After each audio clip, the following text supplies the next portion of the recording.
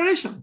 In the African Global Competitiveness Initiative report of U.S. Agency for International Development, USAID, in 2009, the best practices in determining export readiness were introduced. This report reviews different standards, processes, and frameworks used in investigating how a business becomes an export-oriented organization based on technical assistance received from USAID and determine what it considered to be best practice. During the study, inputs were received from managers from different enterprise and development projects in sub-Saharan Africa. This report finally presented the factors that are critical for success when assessing and determining if a business is ready for the export market. They highlighted the important factors in determining export readiness of a business, and this includes: 1, preparation for exportation, which involves participation in export training program and international trade show. One of the evidence of readiness for export is attending training program and trade show. Number 2 is proven business model, which involve review of the success of the business in the local market. Okay. Number 3 is the export experience, which has to do with fulfilling orders from abroad. Number 4 is the health of the business, and this examines the number of staff and the years in doing business.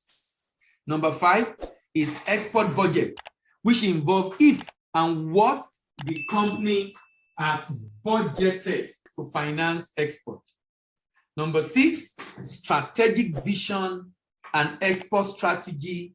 Examine if the company has strategic vision or plan for its export business. Does it have a strategic vision and plan for its export business? Number 7 is the human resources, which involve having dedicated staff for export.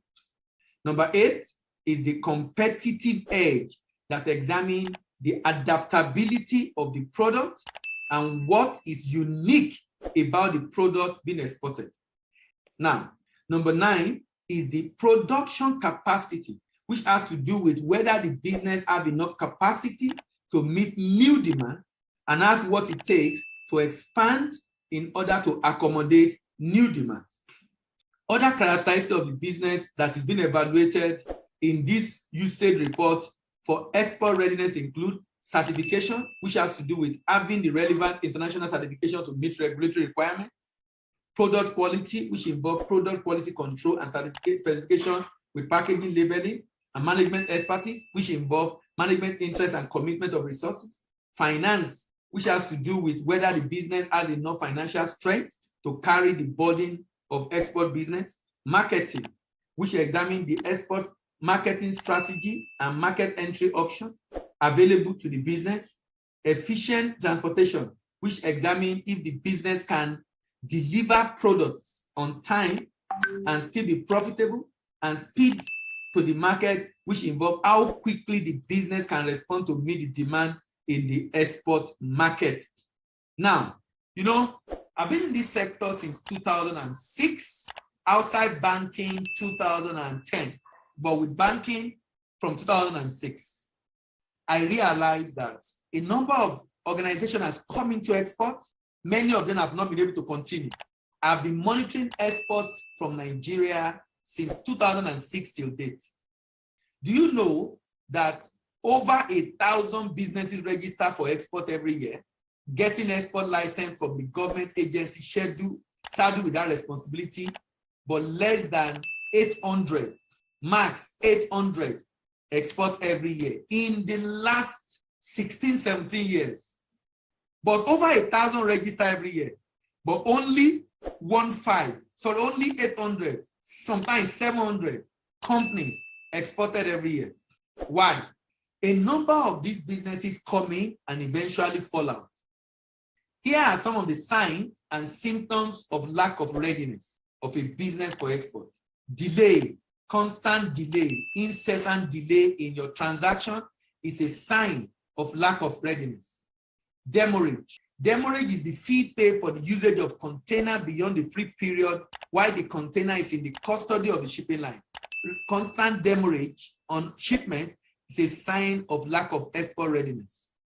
Discrepancy in documentation is a sign of lack of export readiness. Debt is a sign, that's losses, constant losses, no occasional losses because are constant beyond human control.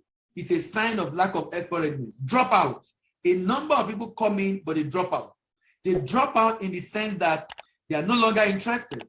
They lost money, they could no longer continue for one reason or the other. Dropout is a sign of lack of export readiness. Death of knowledge, ignorance, no understanding documentation, no understanding the process. Ignorance, death of knowledge is a sign of lack of export readiness. Constantly having defectiveness in goods being shipped is a sign of lack of export readiness. Delays, demurrage, discrepancies, debt, dropout, death of knowledge, and defective goods are all signs of lack of export readiness.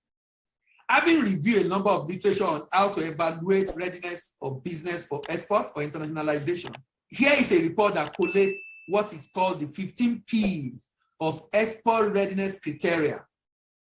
These 15 P's have been divided into 4 categories. Some of the P's are related to the company characteristics. Some of the P's are related to the capacity of the business.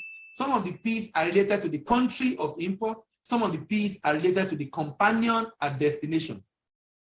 Here is the 15 P's of export readiness evaluation.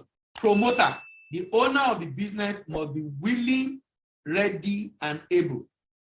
Product, the product must be of high quality, well packaged, and well labeled. Pricing, the product must be well priced. The product must be well priced. The pricing must be competitive. Predisposition, the staff must have international orientation and predispose to export business. Training in export business, understanding the peculiarity of export business. I was on a mentoring session with some businesses yesterday evening, and I was telling them a story of how lack of predisposition of staff to export business can mess up your business. There's a shea butter that was shipped by a company from Nigeria, and the shea butter was not well sieved. And because the shea butter was not well sieved, there were sedimented particles at the lower part of the item that was shipped. Locally, that would not have been a big deal. They can scrape it and use it, but the buyer rejected it in the US. After the predisposition purpose, that's the vision, the motivation, the goal, the interest. What is driving you? Why do you want to go global? Promotion. The business must understand how to promote its product in the export market. Proficiency. The staff and the owner of the business must be skilled in managing all the logistics, supply chain management, step-by-step process, and involved in export transaction. Production. It must have the right production capacity to meet demand, or the right collaboration to be able to meet demand. Payment. Payment has to do with funding and payment of local supplier. Being able to raise funds to pay local supplier, and being able to get payment from abroad. Positioning, that's talking about the success of the business, even in the local market, the pedigree of the business, the market share of the business in the local market. Country, the people. Who are the people? What do they buy? Who determine what they buy? How did they buy? Where did they buy? When did they buy? Which option did they buy? Paperwork, documentation for importation in the exports market, and potential, the demand and the opportunities available and where they are available in the export market. Partnership, having a rep at destination who will work with you to ensure you get buyers and get paid, and then purchasers, that's the distributors and agents, wholesalers who will distribute the products at destination. This is an expanded version. The promoter and the owner, the promoter need experience in exportation, understand the export process, ready to commit resources, and have export skill and competence. The product is the item of export. Quality specification, unique characteristics, suitable packaging and labeling, and the level of sophistication involved in the product. Pricing, the cost of goods, local raw materials, economy of scale, low freight costs, low raw material cost. Predisposition, the staff foreign exposures.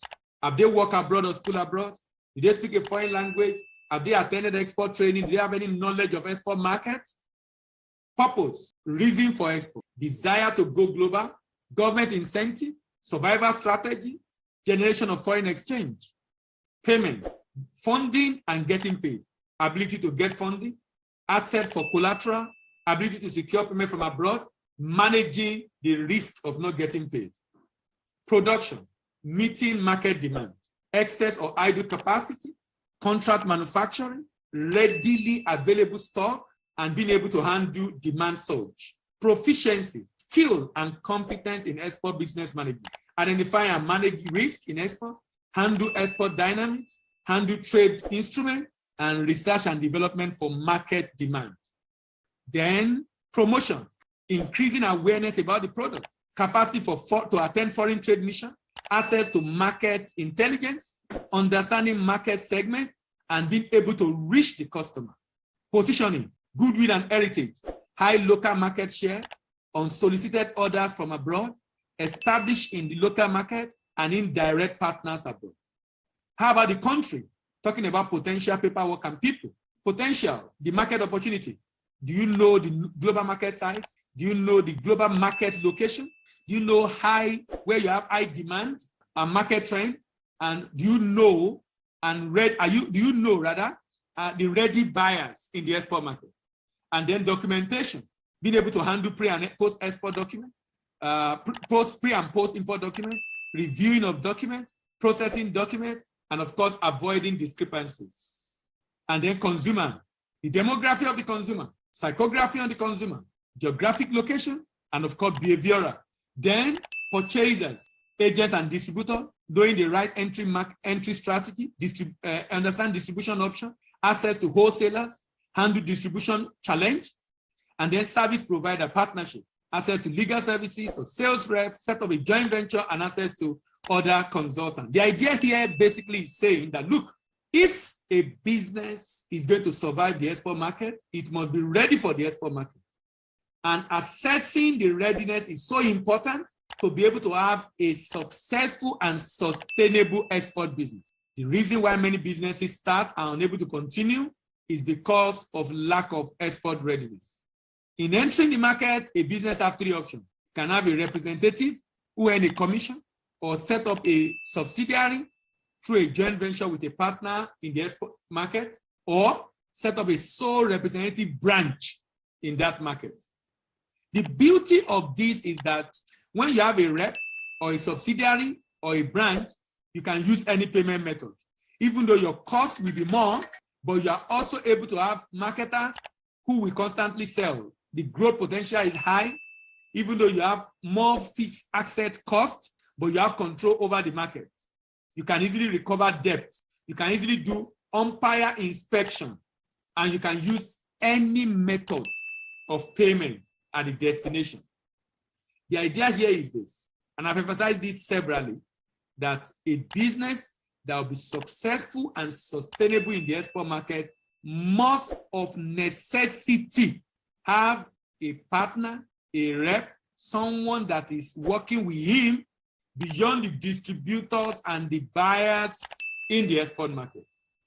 If that is not done, it becomes very tough and difficult to resolve issues that might happen to the business in the export market. To even arrange umpire inspection where required in the export market.